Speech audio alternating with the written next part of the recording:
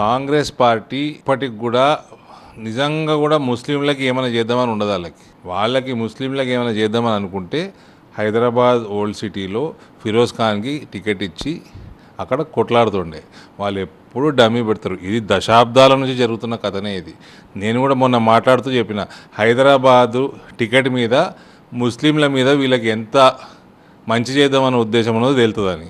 ఇప్పుడు అర్థమవుతుందా ఎవరు పోలరైజేషన్ చేస్తారు, ఎవరు మతతత్వ రాజకీయాలు చేస్తారు? ఎందుకే మీకు ఫిరోజ్ ఖాన్ లాంటి కార్యకర్త ఉన్నప్పుడు, అంత బలమైన కార్యకర్త ఉన్నప్పుడు ఎందుకు ఇయ్యారు మీరు టికెట్?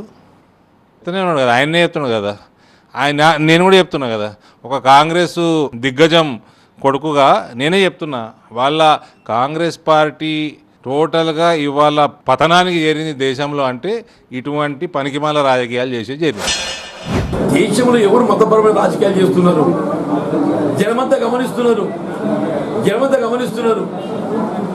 ఎన్ఏఏ ఎన్ఆర్సీ మీద ఏదో జాతీయ నాయకత్వం స్పందిస్తుంది. అక్కడ ఎన్ఏఏ ఎన్ఆర్సీ మీద పాలసీ రూపొందించబోయేది అరవింద్ గారు కాదు, అమిత్ షా రూపొందిస్తాడు. వాళ్ళు మాట్లాడే అంశాలు పట్టుకొని కింద నువ్వు రైతుల సమస్యలు ఏంటరా అని చెప్పంటే ఎన్ఏఏ సంగతి ఏంది, ఎన్ఆర్సీ సంగతి ఏంది, ఆయన యాజ్ ఈయననే ఎన్ఆర్సీ రూపొందిస్తున్నట్టు ఆశ్చర్యమే చెప్పంటారు నేను.